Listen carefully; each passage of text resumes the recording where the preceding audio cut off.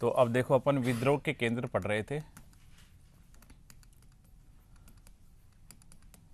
और विद्रोह के केंद्र लगभग पढ़ चुके थे अपन। उसमें एक बच गया था जगदीशपुर। जगदीशपुर है बिहार के अंदर,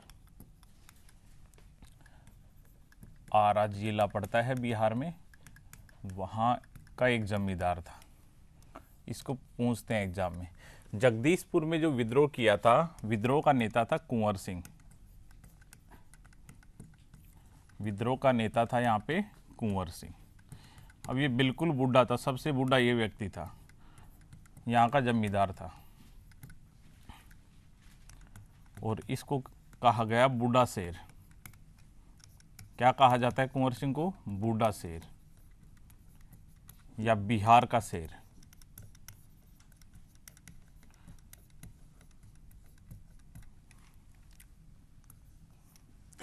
तो जगदीशपुर में विद्रोह किसने किया था?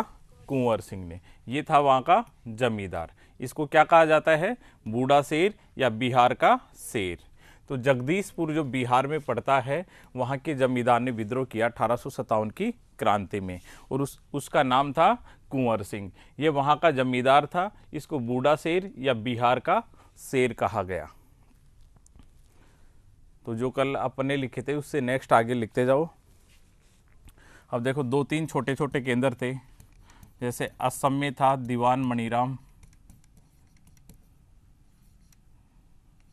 दीवान मणिराम।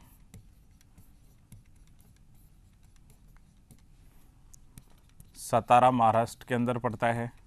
सतारा में था रंगोजी बापू।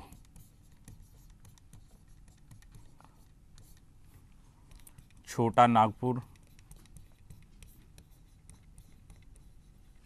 छोटा नागपुर में किया था, एक था आदिवासी गोनू।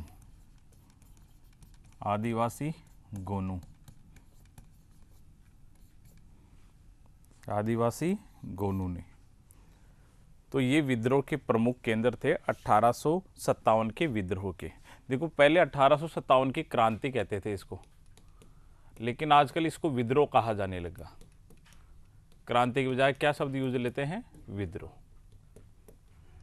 तो 1857 का विद्रोह ज़्यादा कहते हैं इसको। तो असम में किया दीवान मणिराम में, सतारा में रंगोजी बापू, छोटा नागपुर में आदिवासी गोनू ने, और जगदीशपुर में किया था विद्रोह का नेता था कुंवर सिंह, जिसको बिहार का शेर या बूढ़ा शेर कहा गया। एक और लिख लो, रेवाड़ी में तुलाराम। रेवाड़ी कहाँ पड़ता है? हरियाणा में। वहाँ तुलाराम। तो ये विद्रोह के अन्य प्रमुख केंद्र ये थे।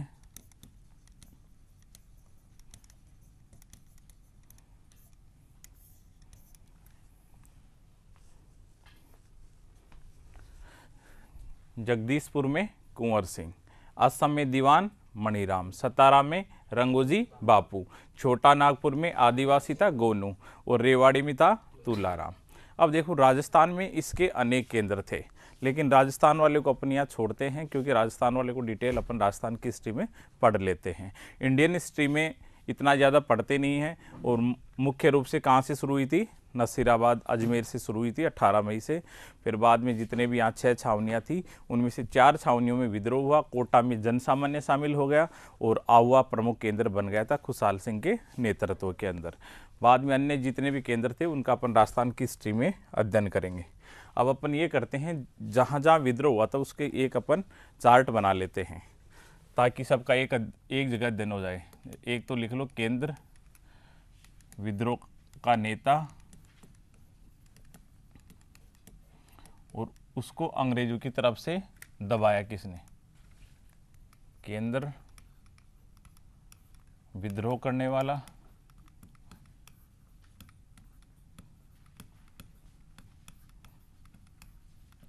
और विद्रोह को दबाने वाला। विद्रोह को दबाने वाला, तो दबाएंगे तो कौन? अंग्रेज। दबाने वाले। सबसे पहले अपन ने देखा था मेरठ। मेरठ। मेरठ में विद्रोह किया था सैनिकों ने, वहाँ कोई नेता नहीं था, तो सैनिकों ने किया। दबा दिया, अंग्रेज अधिकारी आ गए उन्होंने। अब देखो दूसरा विद्रोह हुआ दिल्ली के अंदर। दिल्ली में कौन थे? बहादुर शाह जफर।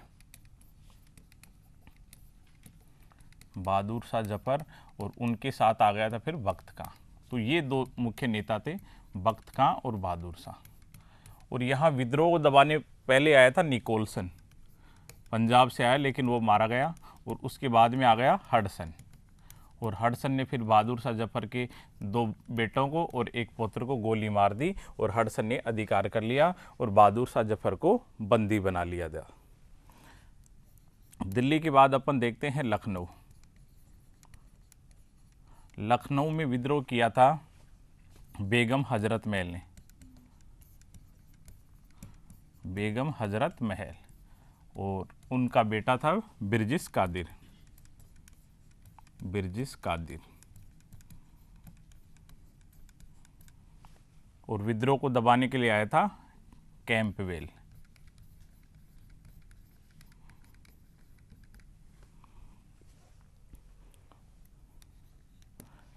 कानपुर।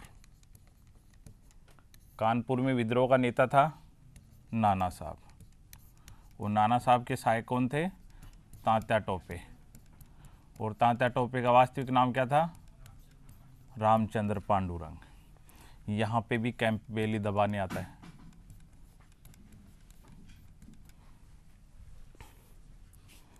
उसके बाद अपन देखते हैं इलाहाबाद। इलाहाबाद में विद्रोह किया था लियाकत अली ने। लियाकत अली ने। और विद्रोह को दबाया था कर्नल नील ने। यहाँ इलाहाबाद के साथ साथ बनारस भी लिख लो, दोनों जगह से ने विद्रोह किया। उसके बाद में अपन देखते हैं झांसी। और झांसी के अंदर आया था, ये अपन ने यहाँ लियाकत अली ले लिया, तो यहाँ पे था एक तो लक्ष्मीबाई और तात्या टोपे। झांसी के साथ साथ ग्वालियर भी ले लो, एक ही थे ये दोनों, झांसी और ग्वालियर, लक्ष्मीबाई और तात्या टोपे। और लक्ष्मीबाई किस सेनापति के सामने मारी गई? हयूरोज। हयूरोज। 17 जून 1858 को ह्यूरोज से लड़ती हुई मारी गई। ह्यूरोज ने कहा कि जितने भी क्रांतिकारी हैं उनमें यह अकेली मात्र मर्द है। उसके बाद अपन देखते हैं फतेहाबाद। फतेहाबाद। फतेहाबाद में कौन थे विद्रोह के नेता? अजीमुल्ला।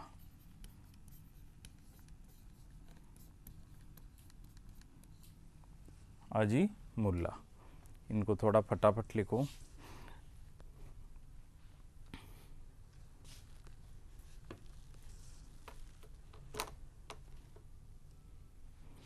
तो मेरठ में सैनिकों ने किया था। दिल्ली के अंदर बहादुर शाह जफर थे शासक और बख्त खां थे, और दबाने वाला था निकोलसन और हडसन। इसी प्रकार लखनऊ में किया था बेगम हजरत महल ने, और बिरजिस कादर उसका बेटा था, और कैंपबेल ने इस विद्रोह को दबाया था। कानपुर में अपन देखें तो नाना साहब और तात्या टोपे ने किया था, और कैंपबेल ने इस विद्रोह को दबाया था। इसी प्रकार अपन इलाहाबाद और बनारस देखें तो इलाहाबाद बनारस में किया लियाकत अली ने, और उस विद्रोह को दबाता है कर्नल नील। इसी प्रकार झांसी ग्वालियर देखें तो लक्ष्मीबाई, तात्या टोपे और ह्यूरोज ने उसका दमन किया। फतेहाबाद में अजीमुल्ला था, और जगदीशपुर में कौन था? कुंवर सिंह। कुंवर सिंह। तो ये लिख लो। आगे चलें। तो अब देखो 1857 की क्रांति पे कुछ बुक्स लिखी गई हैं। 5 राइटर हैं, उनकी बुक्स है, उनको पूछते हैं एग्जाम में। तो 1857 पर लिखी गई किताबें के विद्रोह पर लिखी गई किताबें।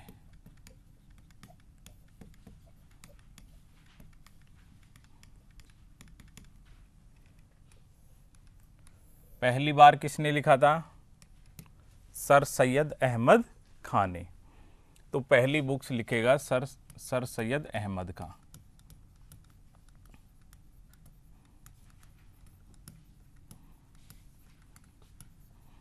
अब देखो कुछ इनकी बुक्स इंग्लिश में हैं, उनको भी याद करना पड़ेगा। तो ये लिखी गई थी N essay of the causes of Indian mutiny.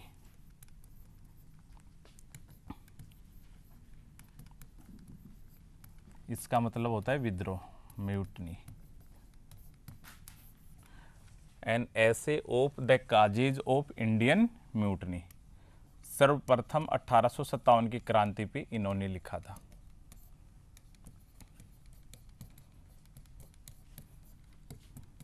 क्रांति पर इन्होंने किताब लिखी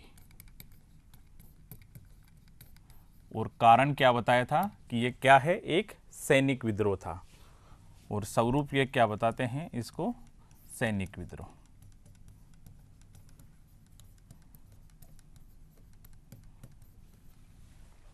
तो sir Syed Ahmad Khan an essay of the causes of Indian mutiny. उसके बाद में अपन आते हैं वीर सावरकर पे। वीर सावरकर, वीर सावरकर ने लिखी थी भारत का प्रथम स्वतंत्रता संग्राम। हिंदी में इसको कहते हैं भारत का प्रथम स्वतंत्रता संग्राम। भारत का प्रथम स्वतंत्रता संग्राम।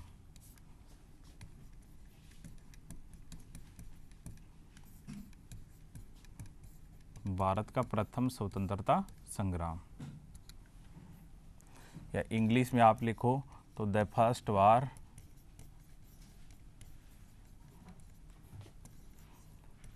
Of Indian independence.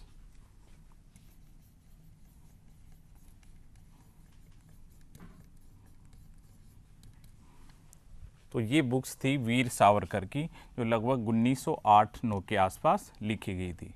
Veer Savarkar, और उन्होंने क्या बताया कि 1857 की क्रांति क्या है, भारत का प्रथम स्वतंत्रता संग्राम है। तो भारत 1857 के विद्रोह को प्रथम स्वतंत्रता संग्राम किसने कहा पहली बार, वीर सावरकर ने। तो यहाँ पे लिख लो 1857 की क्रांति को पहली बार किसने स्वतंत्रता आंदोलन बताया। इस किताब में पहली बार 1857 के विद्रोह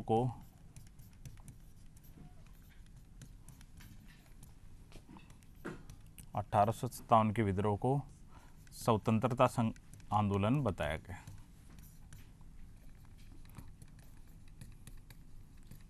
स्वतंत्रता आंदोलन बताया गया। ये देखो 1907 में इसकी क्या हुई थी, 50 वर्ष हुए थे। तो इनकी 50 वर्ष होने पे लंदन के अंदर जो ईस्ट इंडिया हाउस होता था उसके अंदर पहली बार इसकी जयंती मनाएगी 50 साल होने की खुशी में। तो उसके बाद में वीर सावरकर प्रेरित हुए और उन्होंने फिर ये किताब लिखी थी भारत का प्रथम स्वतंत्रता संग्राम। और ये हमेशा क्रांतिकारियों को प्रेरणा देते थे कि हम यदि संगठित हुए तो अंग्रेज़ों को भारत से बाहर निकाल सकते हैं। अपने पहले युद्ध लड़ा है इनके खिलाफ और काफ़ी इनको हमने क्षति पहुंचाई थी, यदि हम मिलके लड़ेंगे तो इस बार इनको बाहर पहुंचा देंगे। तो जैसे अपने को लिखना हो 1857 की क्रांति का भारत पे प्रभाव क्या पड़ा, तो अपन लिख सकते हैं कि आने वाले समय के लिए सभी क्रांतिकारियों के लिए एक प्रेरणा का स्रोत बन गई। जब जब कभी राष्ट्र पे संकट आया तो इस विद्रोह को प्रेरणा देकर जो सैनिक थे उनमें उत्साह भरा जाता था। इसी प्रकार अपन कह सकते हैं पहली बार ये क्रांति होती है तो जो ग्रामीण क्षेत्र थे, कृषक लोग थे, अनपढ़ लोग थे, उनमें पहली बार राष्ट्रवाद की भावना का विचार आया और लोग देश के आंदोलन में जुड़ने लगे। इसलिए 1885 तक आते आते भारत में राष्ट्रवाद उग्र राष्ट्रवाद में बदल जाता है। इस कारण अंग्रेजों के खिलाफ आंदोलन चलाने में अपने को काफ़ी आसानी होती है। तो वीर सावरकर ने पहली बार लिखी थी। और वीर सावरकर की जो बुक्स है, जैसे अपने लड़ाई चलती रहती है राजनीति वालों के अंदर, ये संघ का है, ये वैसे है, तो जो राष्ट्रीय स्वयंसेवक संघ है वो इनकी विचारधारा पे ज़्यादा चलता है, वीर सावरकर की विचारधारा पे। भारत माता ये पहली बार कहा जाने लगा। तो भारत का प्रथम स्वतंत्रता संग्राम कौन कहता है, वीर सावरकर। देखो इसके बाद में आता है अशोक मेहता। और अशोक मेहता ने बुक्स लिखी इस पे, the great rebellion, the great rebellion, REBELLION, the great rebellion, ये अशोक मेहता की है, द ग्रेट रिबेलियन। तो इनमें एक तो इनकी मुख्य रूप से याद करनी है, अशोक मेहता की याद करनी है। आगे चलें। अब देखो सुरेंद्र नाथ सेन था, उनकी भी बहुत फेमस बुक्स है, SN सेन या सुरेंद्र नाथ सेन, सुरेंद्र नाथ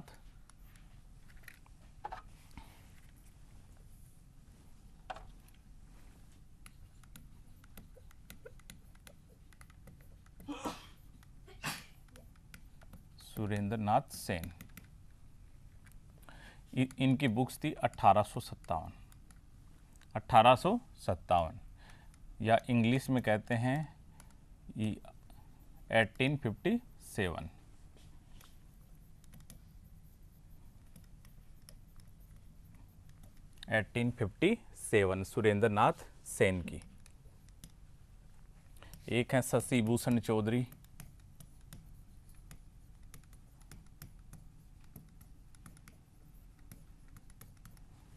इन्होंने लिखी है theories of Indian mutiny 1857।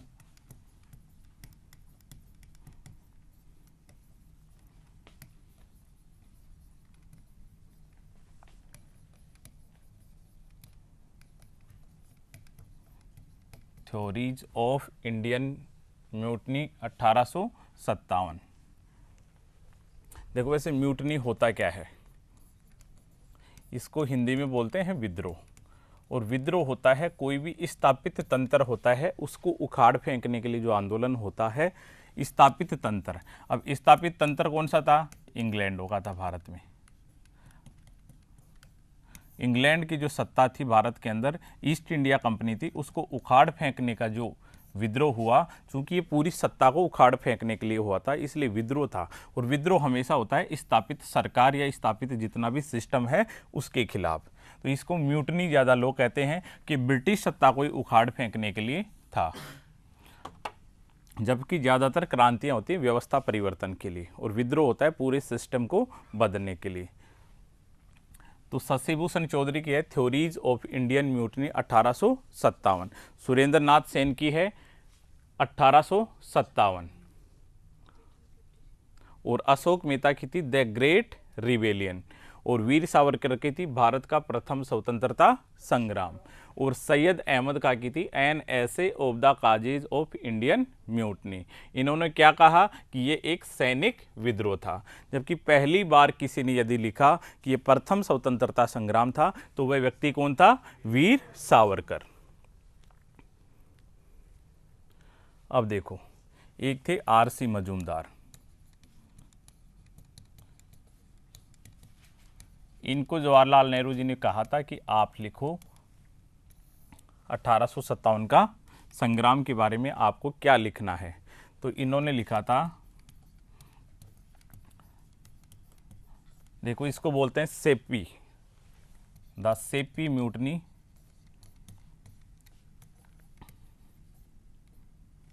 Seppi mutiny का मतलब वो कह रहे थे सैनिक विद्रोह। क्या सिद्ध करना चाह रहे थे इसको,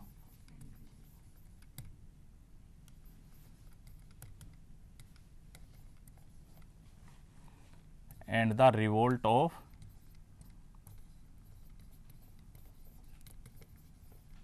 (1857) ये बुक्स उन्होंने लिखी, the Seppi mutiny and the revolt of 1857, RC Majumdar, RC Majumdar की। अब देखो एक व्यक्ति था सरकारी इतिहासकार तारानाथ, ये स्वतंत्रता संग्राम के सरकारी इतिहासकार थे।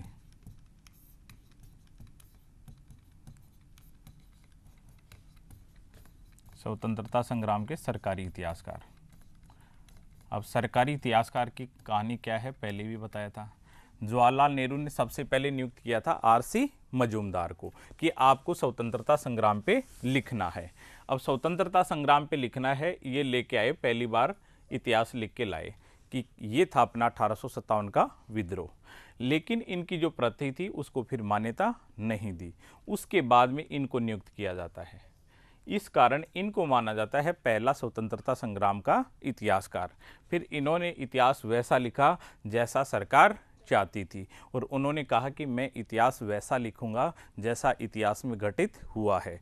इतिहास को मैं इतिहास के नज़रिए से लिखूंगा, न कि इतिहास को विजेता के नज़रिए से, क्योंकि इतिहास पे ये आरोप लगता है कि ये हमेशा विजेता का होता है, जो जीतता है वो अपने हिसाब से लिखाता है।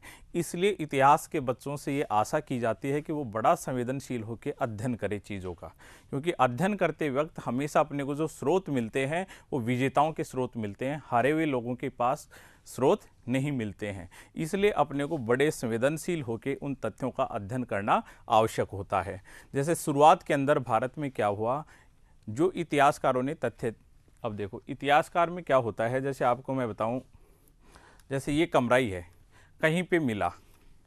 अब कहीं पे मिला तो अपने को इतिहास लिखना है, अपने में किसी को इतिहास लेखन के लिए दायित्व दिया।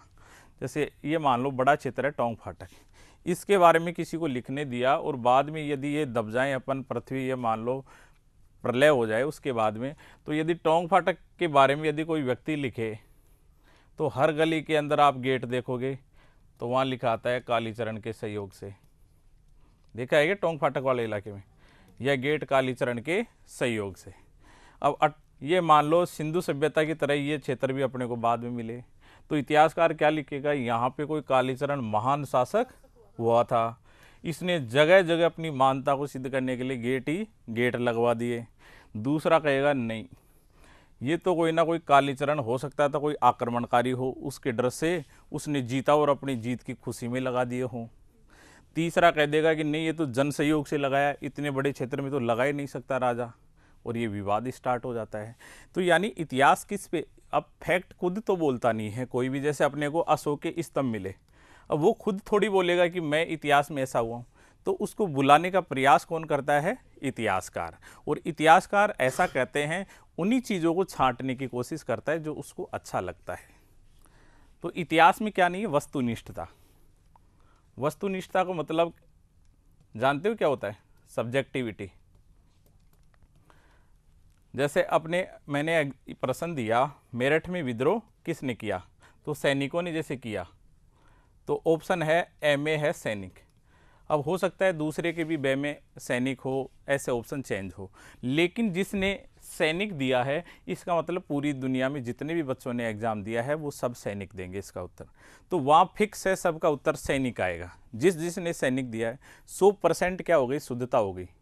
जबकि आप रिटर्न एग्जाम लो, वहाँ पे लो कि 1857 की क्रांति के क्या कारण थे, आप इस क्लास को 100 बार रटवा दो, 2 पेज लिखवाने के लिए बैठा दो, उनके आंसर में कभी भी समानता नहीं आएगी, यानी वस्तुनिष्ठता संभव नहीं है। ऐसे ही इतिहासकारों में भी वस्तुनिष्ठता संभव नहीं है, समानता आना संभव नहीं है, क्योंकि हम सबकी बौद्धिक विभिन्नता है। भाई सबका दिमाग भी तो अलग अलग है, और बौद्धिक विभिन्नता प्राकृतिक है, और उसको चेंज करना अपने संभव में नहीं है। दूसरी बात, व्यक्ति पे हमेशा व्यक्ति क्या होता है, स्वार्थी होता है। स्वार्थी होता है और अपने हित का चुनाव करता है। अब ज़्यादातर इतिहासकार क्या करते हैं, सरकार को खुश करने के लिए उसी प्रकार के फैक्ट चुन के लाते हैं, और उस प्रकार का फैक्ट गवर्नमेंट को उपलब्ध करवाते हैं कि गांधी जी ने कुछ किया है, बाकी और किसी ने किया ही नहीं। पूरा स्वतंत्रता आंदोलन ये सिद्ध हो गया कि गांधी जी ने किया है, बाकी के जो नेता थे उन्होंने किया ही नहीं। आज अपन स्वतंत्रता आंदोलन पढ़ते हैं तो दक्षिण भारत के कोई नेता का नाम भी नहीं आता। आता है क्या कहीं स्वतंत्रता आंदोलन पढ़ोगे, नहीं आता। नॉर्थ ईस्ट का नहीं आता, J&K की साइड का भी नहीं आता। केवल गांधी गांधी लगता है, और ऐसा लगता है जो कुछ किया है वो पूरे गांधी जी ने ही किया है। अब मेरे कहने का मतलब ये भी नहीं है कि गांधी जी ने नहीं किया, क्योंकि अपने देश के अंदर गांधी जी के खिलाफ बोलना भी थोड़ा पाप ही माना जाता है। क्योंकि अपने ऊपर जैसे देखो, जो पढ़ाया जाता है व्यक्ति अपने समाज और अपने वातावरण की भी संतान होता है। माँ बाप की संतान एक बार होता है, उसके बाद में व्यक्ति वातावरण की संतान ज़्यादा होता है। आप जिनके संपर्क में बैठोगे वैसे ही बन जाते हो। कहते हैं ना कि संगति का असर होता है, भले ही पूर्ण रूप से नहीं हो, आंशिक असर जरूर पड़ता है संगति का। तो वैसे ही क्या होता है, इसके अंदर स्वतंत्रता आंदोलन के अंदर भी विभिन्न विचारधाराओं का असर पड़ा, और जिस विचारधारा को अपने को पढ़ाया गया वह विचारधारा अपने ऊपर हावी हो गई। आज अपने को ऐसा लगता है कि गांधी जी के नेतृत्व में कुछ हुआ है, क्योंकि अपन ने पढ़ा ही वो है। भाई अपन जन्मजात तो कुछ सीख के नहीं आए, अपने को तो जैसा बताया गया और पढ़ाया गया वैसा अपन बन गए। जैसे मैंने पहले बताया था, कार्ल मार्क्स को जब पढ़ोगे तब ये लगता है दुनिया का सबसे बड़ा व्यक्ति यही था। दूसरे को पढ़ोगे तब ये लगता है कि नहीं, बड़ा तो ये था। जब गांधी जी को पढ़ोगे तब ये लगेगा सबसे बड़ा गांधी है, क्योंकि अपन तो वही हैं जो अपने को पढ़ाया जाता है। और इंडियन वैसे ही विवेक से कम काम में लेते हैं, रट लेंगे, समझेंगे नहीं कभी भी। कुछ भी चीज़ अपन समझते नहीं है, समझ के अपने को कोई कहानी पढ़ने के लिए दे दे, अपन कहानी पढ़ के फिर कह देंगे मज़ा नहीं आया इसके अंदर। अब कहानी कोई मज़े के लिए थोड़ी होती है। तो क्या है, अपन उसका निष्कर्ष निकालते नहीं कि वास्तव में अपन क्यों पढ़ा है, क्या मतलब था, किसी ने लिखा है ये कहानी तो क्यों लिखी है, इसका उपयोगिता क्या हो सकती है, समाज में क्या उपयोगिता हो सकती है, अपने लिए क्या हो सकती है। तो अपन उन चीज़ों पे विचार करते ही नहीं हैं। ये लोग ऐसे हैं, उन्होंने पूरी पूरी बुक्स लिखी है 1857 की क्रांति पे। अब इनको अध्ययन कहाँ से किया इन्होंने? देखो, इनके पास अध्ययन करने के लिए सामग्री केवल बची है जो अंग्रेज़ों के पास थी, क्योंकि जितने भी क्रांतिकारी लोग थे उन्होंने अपनी सामग्री को नष्ट कर दिया था। नष्ट क्यों किया? क्योंकि उनको ये डर था यदि मैं पकड़ा गया इस सामग्री के साथ तो मुझे भी फांसी पे लटका दिया जाएगा। इसलिए क्रांतिकारियों ने अपनी जितनी भी योजनाएं थी उन सबको नष्ट कर दिया। तो अब अपन 1857 की क्रांति के अध्ययन के लिए अपन निर्भर रहते हैं। जो ब्रिटेन सरकार जो यहाँ पे थी, ईस्ट इंडिया सरकार, उनके जो सरकारी दस्तावेज थे उन पे अपन निर्भर रहते हैं। चूँकि अंग्रेजों ने तो हर अपनी नीति को सही सिद्ध करने के लिए उसी प्रकार के दस्तावेज बनाए थे। तो ये इतिहासकारों के लिए अब अध्ययन करना टेढ़ा काम हो जाता है कि इसमें वास्तविकता क्या थी। उसको सिद्ध करने के लिए अब दूसरे तथ्य की जरूरत पड़ेगी। अब उन्होंने कह दिया कि ये तो सैनिक विद्रोह था, अब अपने को जरूरत पड़ती है कि सैनिक कैसे नहीं था, तो इसके लिए भी कोई ना कोई फैक्ट चाहिए अपने को, या कोई सामग्री चाहिए। अब अपने को सामग्री उस समय मिलती नहीं है, क्योंकि 1857 तक भारत में शिक्षा कम थी और पढ़े लिखे लोग कम होते थे।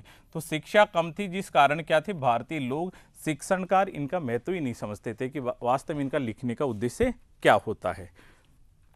तो भारतीय लोगों के पास क्या है, उस समय की सामग्री अपने पास मिलती नहीं जिससे अपन ये सिद्ध करें कि ये तो इतने बड़े क्षेत्र में फैला था। तो फिर अपन आजकल निर्भर हो रहे हैं, कुछ ढूंढ के ला रहे हैं जो देसी साहित्य है, जो राजा महाराजाओं के संरक्षण में था। इनको लिखो मत। तो जो देसी साहित्य था या देसी जो गीत हैं, कहानियाँ हैं, उनसे ढूंढ के लाते हैं। और उनके लिए इतिहासकार कहते हैं कि बिना कहानियाँ, यदि बिना इतनी बड़ी घटना नहीं होती तो इनमें इतना वर्णन होता ही नहीं, क्योंकि असर तो हुआ है लोगों के बीच में और उनके विद्रोह किया लोगों ने। तो लोगों ने विद्रोह किया, उस चीज़ के लिए आधार बना रहे हैं आजकल इन चीज़ों को लेके, जबकि पहले आधार लेते थे जो ब्रिटिश सरकार के जो साक्ष्य थे, जो उनकी सरकारी रिपोर्ट थी, उनके आधार पर अपन इनका अध्ययन कर रहे थे क्या थे। तो सारा अध्ययन इसने जो अध्ययन किया वो सारा किया जो ब्रिटिश सामग्री थी उनके आधार पे, ब्रिटिश सामग्री के आधार पे। अब चूंकि ये जरूर होता है, जिस चीज़ को अपन पढ़ेंगे उसका असर होता है, अपनी वैसी विचारधाराएं बन जाती हैं। इसलिए इनकी ये विचारधारा हो गई कि यह न तो प्रथम है, न राष्ट्रीय है, और ये न स्वतंत्रता आंदोलन था। बाद में ये लोग कटाक्ष करते हैं, और सबसे ज़्यादा कटाक्ष करता है ये व्यक्ति। इसने कहा ये सब कुछ है, यदि आप स्टडी करोगे तो सब कुछ है, ये प्रथम भी था, ये राष्ट्रीय भी था, और ये स्वतंत्रता आंदोलन भी था। सुरेंद्र नाथ सेन इसको सिद्ध कर देते हैं। तो अब ये देखो, इसके बाद में आता है 1857 की क्रांति हो गई, उस पर बुक्स हो गई। स्वरूप पे अपन ने पहले अध्ययन कर लिया था, विद्रोह के केंद्र कहाँ कहाँ थे। अब प्रश्न आता है व्यवस्थाओं में क्या बदलाव हुआ। क्योंकि विद्रोह होता है या क्रांति होती है तो व्यवस्थाओं में बदलाव आता है, भले ही वो व्यवस्था बुरी हो या अच्छी हो। देखो, क्रांति पे व्यवस्थाओं में बदलाव होता है, क्रांति किस साइड गई है, सकारात्मक दिशा में गई है या नकारात्मक में।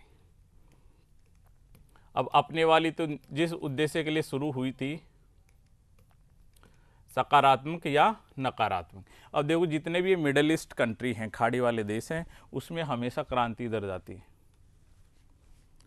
क्योंकि वहाँ पे विद्रोह तो तुरंत हो जाता है लेकिन विद्रोह का कोई नेता नहीं होता। और विद्रोह करते वक्त हमेशा ये होना चाहिए कि हम विद्रोह क्यों कर रहे हैं, किसके खिलाफ कर रहे हैं, और विद्रोह के बाद हम क्या देना चाहते हैं आप लोगों को, तब तक जन सहयोग नहीं मिलता। जबकि सकारात्मक यदि होता है तो वहाँ सफलता मिलती है। जैसे आप उसमें देखोगे अमेरिका की क्रांति में, तो अमेरिका की क्रांति में बिल्कुल स्पष्ट था, जॉर्ज वाशिंगटन नेता था, उनका उद्देश्य था हमें अंग्रेज़ों को निकालना है, इस प्रकार हमारी रणनीति है, इस प्रकार ये हमारा शोषण कर रहे हैं। भारत में 1885 से पहले इस प्रकार का कोई प्रयास नहीं किया गया, इसलिए 1857 की क्रांति में भी अपनी हार का जो बड़ा कारण था, मूल उद्देश्य को प्राप्त नहीं कर पाए। वो क्या था, पहले अपन वो ले लेते हैं 1857 की क्रांति की विद्रोह की असफलता के कारण। तो टॉपिक लिखो, विद्रोह की असफलता के कारण।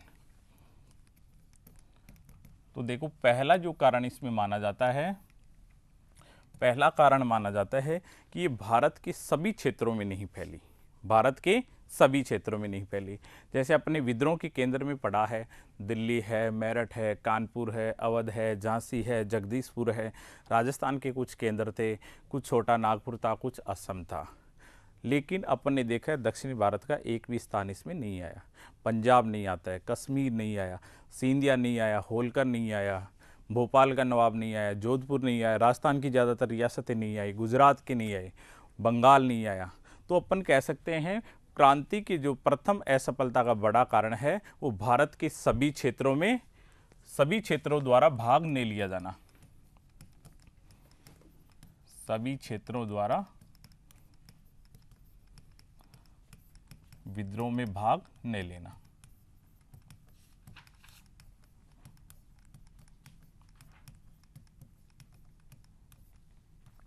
अब देखो इसमें भाग किस किस ने लिया था, यदि अपन इसको डिटेल में, मैं वो आपको सेंड कर दूंगा, इसमें पॉइंट ये बना लो पहला कि सभी क्षेत्रों द्वारा इसमें विद्रोह भाग नहीं लिया। जैसे इसमें उदाहरण लिख लेना आप, पंजाब, बंगाल, जबकि विद्रोह के बड़े केंद्र तो यही होना चाहिए थे, दक्षिणी भारत, बम्बई, मद्रास, राजस्थान की रियासतें,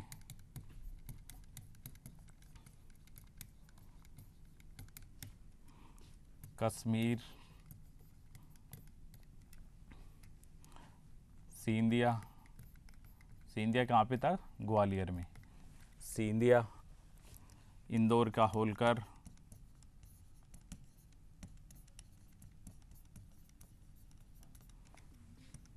भोपाल का नवाब,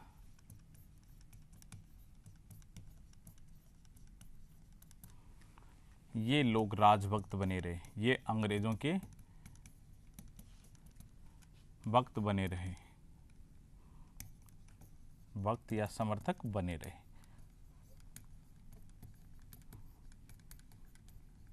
तो पहला कारण तो ये है कि सभी क्षेत्रों द्वारा विद्रोह में भाग नहीं लिया गया।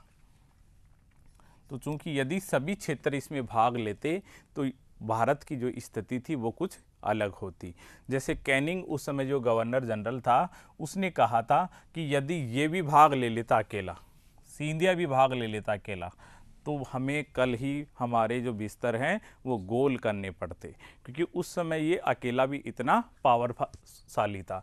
अब देखो जितने पावरशाली सेंटर थे वो सब अंग्रेज़ों के समर्थक थे। इंदौर के देख लो, भोपाल का नवाब देख लो, बम्बई, मद्रास, राजस्थान की सभी रियासतें, किसी भी शासक ने विद्रोह नहीं किया। टोटल रियासत में एक भी रियासत ऐसी नहीं थी जिसके शासक ने ये कहा हो कि हमने अंग्रेज़ों के खिलाफ विद्रोह शुरू कर दिया है। पूरे राजस्थान के अंदर कहीं पे भी नहीं हुआ। इन्होंने अपनी अपनी सेनाएं और भेज दी अंग्रेज़ों को कि आप हमारी सेना ले लो और यदि कोई दिक्कत आए तो हमें बता देना। तो सभी क्षेत्रों द्वारा विद्रोह में भाग नहीं लेना। ऐसे ही सभी वर्गों द्वारा भी भाग नहीं लिया गया, सभी वर्गों द्वारा भाग नहीं लेना।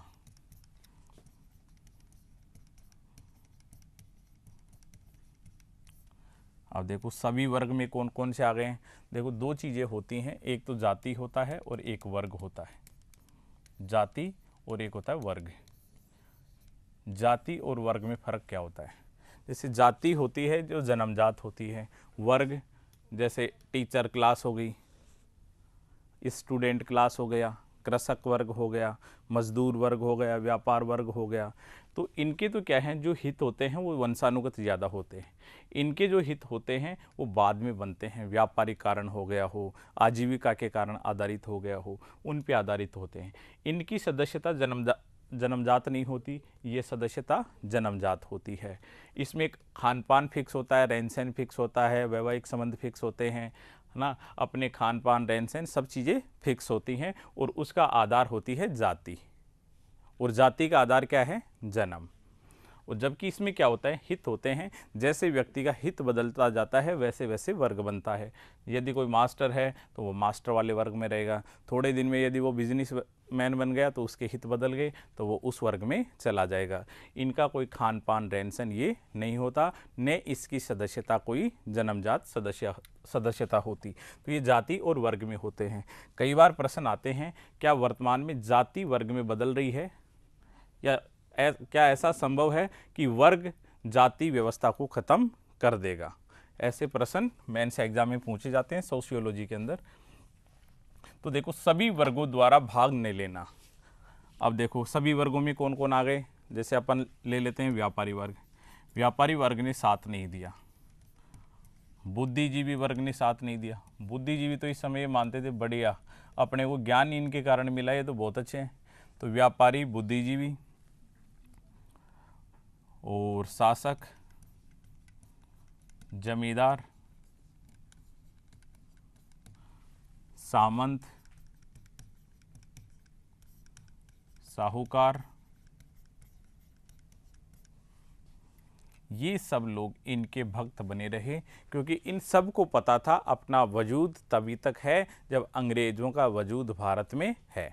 और ये बुद्धिजीवी वर्ग तो इन्होंने तो पढ़ा ही अंग्रेजी था, तो ये इनको तो ये लगता था कि अंग्रेज गलत है ही नहीं, क्योंकि इनको तो वहाँ का साहित्य पढ़ा दिया गया था। तो इनकी विचारधारा सारी वैसी ही हो गई थी। इनकी विचारधारा चेंज होती है 1885 के बाद, जब इनको लगता है कि इन्होंने अपने को अधिकार में लेने के लिए सारे प्रयास कर रहे हैं।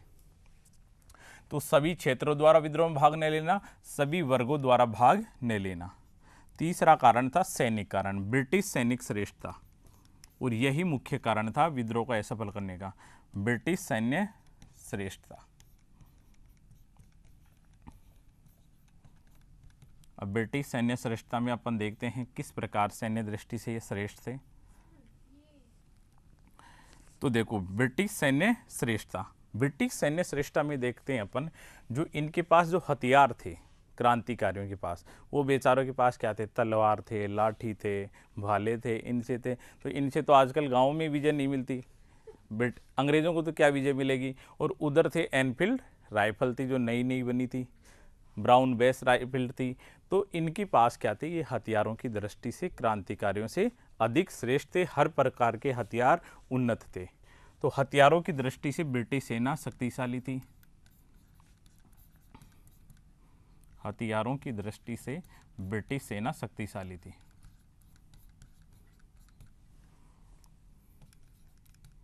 ब्रिटिश सेना शक्तिशाली थी।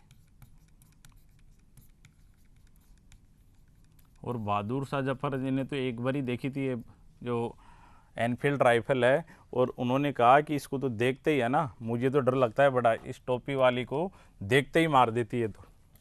तो हथियारों की दृष्टि से ब्रिटिश सेना शक्तिशाली थी, उनके पास उच्च कोटि के हथियार थे।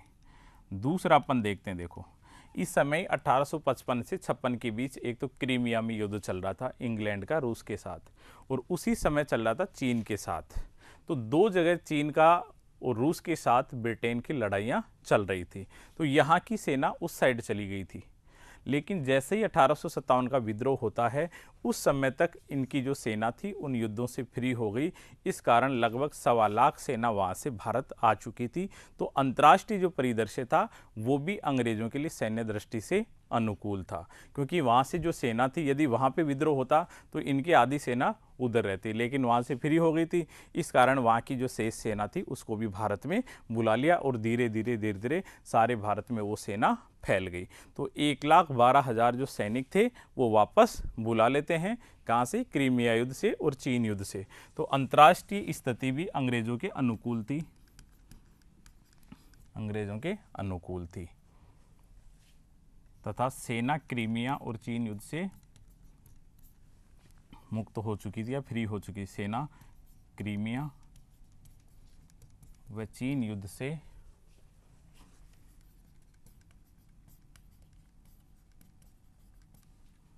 मुक्त हो चुकी थी।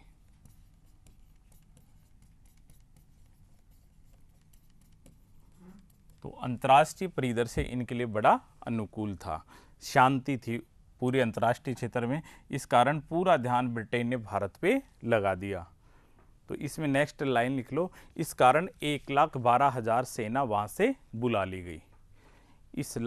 इस कारण 1,12,000 सेना इन प्रदेशों से भारत में बुला ली गई। 1,12,000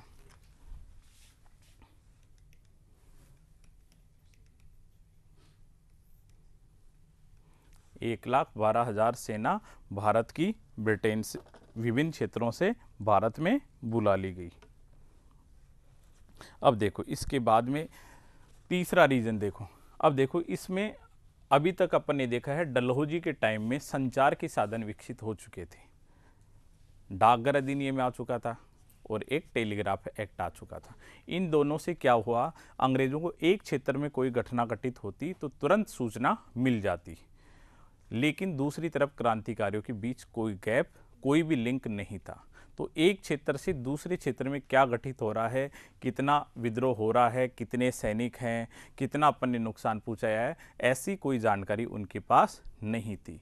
और कई लोगों ने तो ये कहा है कि इस तार ने हमारा गला घोट दिया, क्योंकि यदि ये तार नहीं होता, टेलीग्राफ का तार नहीं होता, तो हम बिल्कुल भी नहीं हारते, क्योंकि जितनी गति क्रांतिकारियों की थी उतनी ही अंग्रेज़ों की रहती। लेकिन इस तार के कारण क्या हुआ, अंग्रेज़ों ने आपस में पता कर लिया कहाँ सेना ज़्यादा भेजनी है और कहाँ कम करनी है। इस कारण टेलीग्राफ के आविष्कार ने और डाक सूचना के जो अधिकार है उसके कारण भारत में क्या हुए, विद्रोहियों को ज़्यादा सफलता नहीं मिल पाई। तो तीसरा इसमें लिखो, टेलीग्राफ तथा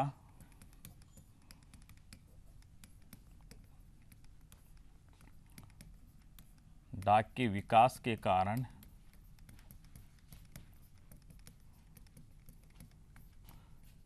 अंग्रेजों को एक क्षेत्र से दूसरे क्षेत्र की सूचना लेना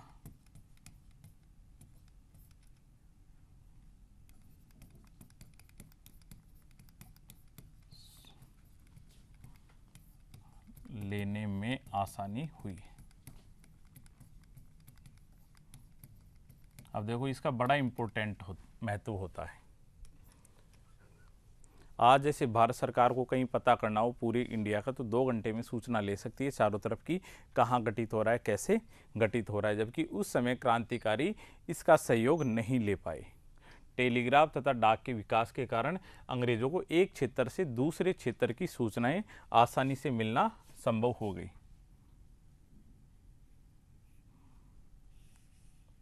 दूसरे क्षेत्र की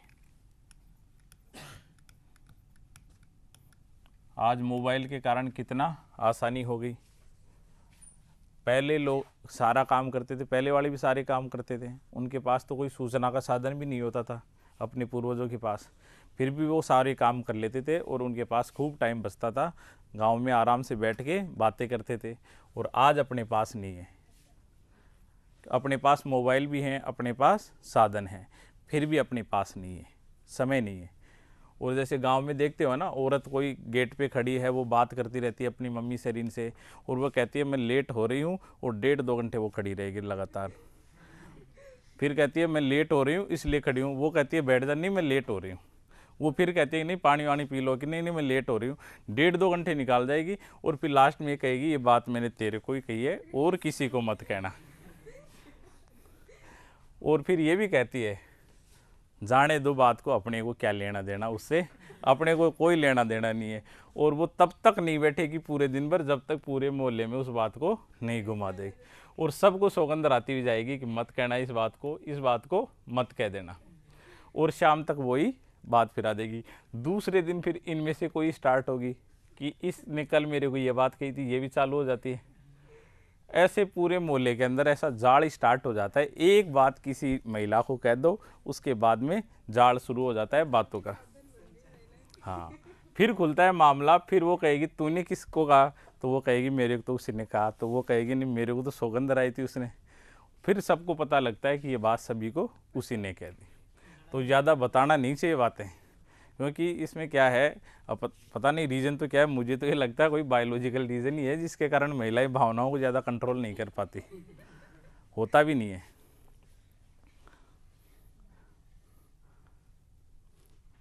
दोस्त आपस, लड़के एक रूम में 5 रह सकते हैं, और यदि 2 लड़कियां रह रही हो और यदि एक कूलर हो ना किसी कमरे में, तो वो एक गर्मी में सोएगी और एक और एक कूलर के सामने सोएगी।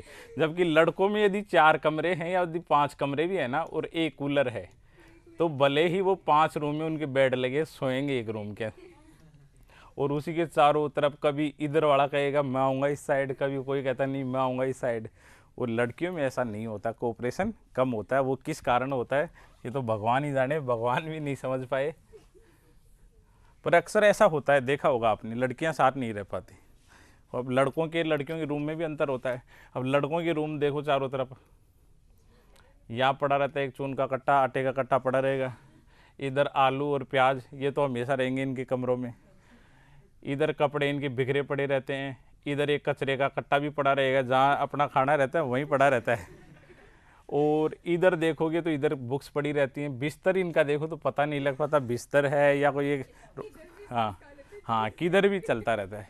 और लड़कियों का रूम देखो, कचरे की थैली यहाँ रहेगी बाहर, रूम के बाहर, बिल्कुल बिस्तर मैनेज तरीके से मिलेगा, बुक्स अलग मिलेंगी, सब कुछ, रसोई अलग से मिलेगी, डेली पोछा लगाते हैं। बस लड़कों में पोछा नहीं लगता, 7-8 दिन से कभी कोई घर वाला आ रहा हो, कोई सगाई वाला आ रहा हो, उस दिन रूम धुपता है, उसके अलावा कभी नहीं धोया जाता।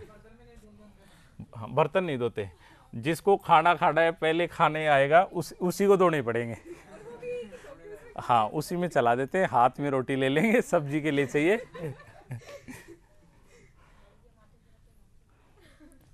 तो विद्रोह की असफलता के कारण देखो, सभी क्षेत्रों में विद्रोह को न फैलना, सभी वर्गों द्वारा भाग न लेना, और ब्रिटिश सैन्य श्रेष्ठता थी। इस समय सैन्य श्रेष्ठता कैसी थी, हथियारों की दृष्टि से श्रेष्ठ थे, और जो अंतर्राष्ट्रीय स्थिति थी ये इनके अनुकूल थी, और टेलीग्राफ और डाक के विकास के कारण इनको सूचनाएं लेने में आसानी थी।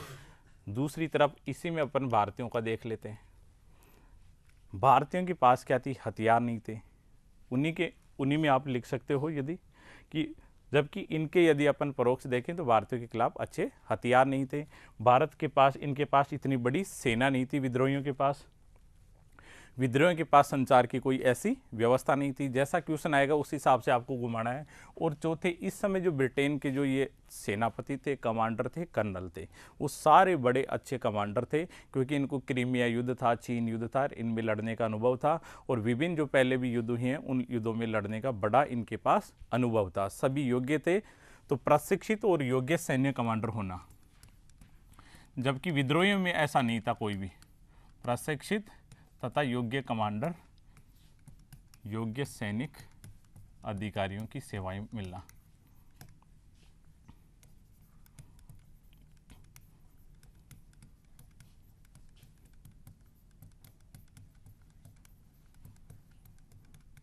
और इसमें लिख दो 2-4 नाम, जैसे हडसन दिल्ली में आया, हडसन, ह्यू रोज,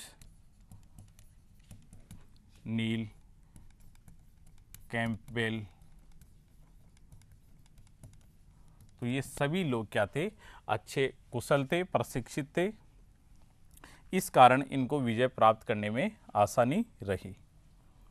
और चौथा देखो, कोई भी यदि आपको क्रांति सफल करनी है, कोई आंदोलन सफल करना है, यदि आपको कोई जुलूस निकालना है, उसको सफल करना हो किसी भी चीज़ को, तो उसके लिए चाहिए एक लीडर, चाहिए अपने पास कमांडर होना जरूरी है। क्योंकि वरना तो क्या हो जाता है, आदेशों की विविधता हो जाता है। आप पब्लिक एकेडमी पढ़ोगे आदेश की एकता, यदि आदेश की एकता नहीं होती तो कर्मचारी भ्रम में रहते हैं कि किस चीज़ को माना जाए। एक कहता है कि नहीं दिल्ली पे अटैक कर दो, उसी समय दूसरा आके कहेगा बिल्कुल मत कर देना, भूल ही मत कर देना ऐसी। तीसरा तभी आके कहता है कि नहीं नहीं दिल्ली पे नहीं करना चाहिए, कानपुर पे करना चाहिए अपने को। तो ऐसे सारे यदि विद्रोह के 50 पंच हो जाते हैं तो फिर ऐसा ही होता है, वो विद्रोह जरूर असफल होता है। तो योग्य एवं कुशल नेतृत्व का अभाव था भारत की तरफ से। यदि अपन देखें, कोई भी नेता नहीं था इनका।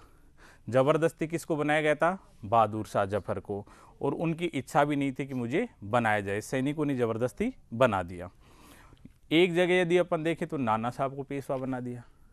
अब नाना साहब को ये कह दिया, भगत खान ने ये कह दिया, यदि नाना साहब यदि दिल्ली आ गया तो हम बहादुर शाह जफर को हटा देंगे, क्योंकि हम नाना साहब से ये सीनियर है और ये उनसे बड़ा है, ये उसके अंडर में कैसे रहेगा। तो आपस में लड़ने लग गए। जैसे ही बहादुर शाह जफर को कहा कि ये सम्राट रहेगा क्रांति का, तो सिख अलग हो गए, क्योंकि सिखों ने कहा कि कैसे तैसे तो करके हमने मुगलों से आज़ादी प्राप्त की है और आप वापस इसके अंडर में हमारे को ला रहे हो, तो सिख भी अलग हो गए। तो ये अपन कह सकते हैं विद्रोह का कोई एक सर्वमान्य नेता नहीं था जो योग्य हो, कुशल हो, क्रांति को सही दिशा में या विद्रोह को सही दिशा में ले जा सके। जबकि ये किसी भी विद्रोह की सफलता के लिए आवश्यक होता है, एक अच्छा लीडर होता है। जैसे देश चलाने के लिए प्रधानमंत्री सबसे बड़ी चीज़ होती है, उसके बाद मंत्रिमंडल सेकंड लाइन होती है, बाकी सांसद थर्ड नंबर पे होते हैं। क्योंकि आज अपन देखें सेंट्रल गवर्नमेंट को क्या होता है, अलग से तो कोई ऐसा होता नहीं है केंद्र सरकार का कोई क्षेत्र कि केंद्र सरकार की योजनाएं जहाँ राज्य नहीं हो उसके अलावा लागू होंगी, क्योंकि जो राज्य सरकारें मिलकर ही सेंटर बनता है। तो केंद्र सरकार का काम क्या होता है, पॉलिसी संबंधित ज़्यादा होता है, जिसमें नीति निर्माण का कार्य ज़्यादा होता है। जबकि नीति का इम्प्लीमेंटेशन कहाँ पे होता है, राज्य सरकारों के लेवल पे, क्रियान्वयन वहाँ पे लागू करना पड़ता है। अब जैसे डिजिटल इंडिया अभियान है, तो केंद्र क्या कर सकता है, उसके लिए परफॉर्मा बना सकता है, कैसे नीति होगी, क्या बजट है, कैसा पूरा सेटअप होगा, कैसे अपन टारगेट अचीव करेंगे। तो केंद्र क्या करता है, इनको बजट ट्रांसफर कर देता है, राज्यों को बजट दे देता है और सॉफ्टवेयर दे देगा कि ये लो और आपको ये काम करना है। तो क्रियान्वयन कहाँ पे हो रहा है, राज्य के स्तर पे।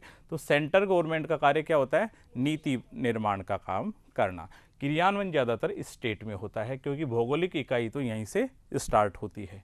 तो वहाँ पे डिमांड की जाती है कि जो प्रधानमंत्री है, जो चेहरा है, वो क्या हो, मजबूत हो, क्योंकि वहाँ से कुशलता निर्भर करती है कि उसका मंत्रिमंडल कैसा होगा, उनकी सांसद कैसे होंगे, उनकी पॉलिसीज़ क्या होंगी, उनकी फॉरेन रिलेशन क्या होंगे। तो सेंटर में हमेशा डिमांड की जाती है कि एक योग्य नेतृत्व हो। ऐसे ही स्टेट के अंदर सीएम सबसे बड़ा चेहरा होता है, क्योंकि सीएम की इच्छा क्या है, उसका विजन क्या है लागू करने का, उसकी नीयत कैसी है, ये निर्भर करता है। देखो 3 चीज़ होनी चाहिए किसी भी नेता में। पहली बात तो उसकी नीयत क्या है, उसकी नीति क्या है। तीसरी बात, क्रियान्वयन का स्तर क्या होता है, किस चीज़ पे कोई सरकार चलती है। कोई हो सकता है चुनाव जीतने की नीयत हो किसी में, कोई इसलिए आया हो कि देश का वास्तव में मुझे विकास करना है और देश को कैसे भी आगे लेके जाना है। तो पहली नेता की चीज़ होती है नीयत क्या होती है। दूसरी आती है उसकी नीतियाँ क्या है। हो सकता है कई लोगों की नीतियाँ का अच्छी नहीं हो, नीयत अच्छी नहीं हो काम करने की, लेकिन उसने नीति अच्छी बना ली हो। और देश के अंदर नीति बननी चाहिए सबसे पहले जो वंचित वर्ग के लोग हैं उनके लिए। सबसे बड़ा वंचित वर्ग कौन है भारत के अंदर, सबसे बड़े वंचित वर्ग कौन है भारत में, पता होना चाहिए, महिलाएं। सबसे बड़ा वंचित वर्ग है भारत में महिलाएं, क्योंकि यह आबादी का कितना परसेंट हिस्सा है, लगभग 48% हिस्सा है भारत की आबादी में। आज इनका जीडीपी में क्या योगदान है, इनमें से ज़्यादा आप निकाल के देखो, 5% महिलाओं का देश की जीडीपी में योगदान नहीं है, क्योंकि यदि ये घर का कार्य करती हैं तो घर के कार्यों को जीडीपी में शामिल नहीं किया जाता। और इनको हमारे देश के अंदर क्या कर दिया, इनको सामाजिक रूप से इनके ऊपर मर्यादाएं लांघ के अपन ने क्या कर दिया, इनको जो देश के डेवलपमेंट में जो योगदान देते हैं उनसे बाहर कर दिया अपन लोगों ने। तो अब घर से बाहर निकलने का इनको दायित्व नहीं दिया गया। तो फिर कहा जाता है कि यदि अब वर्तमान में यदि अपनी 7% के आसपास ग्रोथ रेट चल रही है, यदि ये वर्ग भी शामिल हो जाता है देश का, तो ये कन्फर्म है कि 10% भारत की ग्रोथ रेट तो हासिल हो जाएगी। और यदि भारत 10% ग्रोथ रेट हासिल करेगा तब जो इतने बड़े बेरोजगार तैयार हो रहे हैं उनको इतने जॉब मिलेंगे। आज राजस्थान में यदि अपन देखें तो प्रतिवर्ष लगभग 6 लाख नए व्यक्ति तैयार हो रहे हैं, हर साल 6 लाख, जबकि गवर्नमेंट दे रही ज़्यादा से ज़्यादा 60,000 नौकरियां। तो अब अपने को क्या करना पड़ेगा, अपने की जीडीपी की ग्रोथ रेट को बढ़ाना पड़ेगा। ग्रोथ रेट बढ़ाएंगे तो रोजगार जनरेट होंगे और देश के लोगों के पास रोजगार होगा। आज क्या किया गवर्नमेंट ने, 40 साल तो जनरल की फिक्स कर दी, 45 साल ओबीसी की फिक्स कर दी और 48 साल के लगभग बाकी एससी एसटी की उम्र फिक्स कर दी फॉर्म भरने की। अब ये आदमी तो इसको तो कभी बेरोजगारी का एहसास ही नहीं होगा। क्यों होगा, 48 साल तक भी ये सोचेगा मैं तैयारी कर रहा हूँ, इस बार 3rd ग्रेड की कर रहा हूँ, इस बार ग्रेड 2nd का कर रहा हूँ, ये भी मान लो, ये भी। अब जो आदमी यहाँ तक है तो उसके बच्चे की भी उम्मीद करता हूँ मैं, तो 25 साल का तो हो जाएगा। अब बच्चा भी तैयारी कर रहा है, पिताजी भी तैयारी कर रहे हैं। टाइम निकालने के लिए आजकल जियो आ ही गया। जियो बिल्कुल एहसास नहीं होने दे रहा किसी को भी बेरोजगारी क्या है, क्योंकि व्यक्ति सुबह पहले उठता है, उठता पहले ही आँख वाँख बाद में साफ करता है, पहले जियो को संभालता है, पता नहीं सांस वास भी मिलेगा कि नहीं मिलेगा। जियो संभालता है और स्टेटस चेक करता है, फिर स्टेटस देख के गुड राइट वो 2-4 जो अपने होते हैं चापलूसी टाइप के वो बोल देते हैं अपन, ठीक है। उसके बाद में फिर अपन चाय पीते हैं, अखबार पढ़ के फिर वापस लग जाते हैं, कोई देखने लग गए। फिर दोपहर का टाइम हो जाता है, खाना खाते हैं, सो जाते हैं, 3 बजे उठते हैं, वापस जियो को स्टार्ट कर देते हैं। फिर शाम को यही होता है। तो अब अपने को जियो के कारण बेरोजगारी का बिल्कुल भी एहसास नहीं हो रहा है। पहले अपन ये सुनते थे यार मैं बेरोजगार हूँ, आजकल कोई आके रोना नहीं रोता है, क्योंकि उसको एहसास ही नहीं है कि भाई बेरोजगारी क्या चीज़ है, वो आके कह रहे हैं। जबकि उम्र होनी चाहिए, मैं मानता हूँ 28-30 साल से ज़्यादा नहीं होना चाहिए, ताकि व्यक्ति को अपने को एहसास हो जाए कि मुझे क्या करना है आगे, और वो अपना जो भी रोजगार है उसको चलाए। आज क्या हो गया, अपन जयपुर आ गए। यदि अपन जयपुर नहीं रह के गाँव तैयारी करते तो अपन आराम से चाय की दुकान भी खोल सकते थे, पंचर की दुकान भी खोल लेते। लेकिन जयपुर 3-4 साल रह गए, अब अपन नहीं खोल सकते, क्योंकि अपना स्टेटस बढ़ गया। अपन भी लंबी लंबी बातें करके आ जाते हैं गांव के अंदर, मेरा लेवल ठीक है, इतनी जानकारी है और ये मेरे पास सब चीज़ें हैं और मेरे को बहुत बढ़िया आता है, सब चीज़ अपन फेंक के आ जाते हैं। फिर बाद में ये बारी पड़ती है, माहौल बनाते हैं। देखो बेरोजगारी में माहौल बढ़ाता है आदमी, क्योंकि और कुछ होता ही नहीं है, लोग वैसे महत्व देते नहीं है, तो आदमी प्रयास करता है कि अपने स्टेटस कैसे बढ़ाए।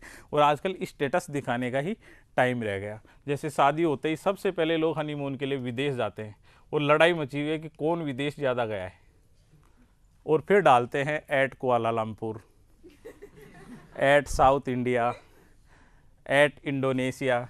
अब उससे क्या होता है, बढ़ता है क्या किसी का लेवल?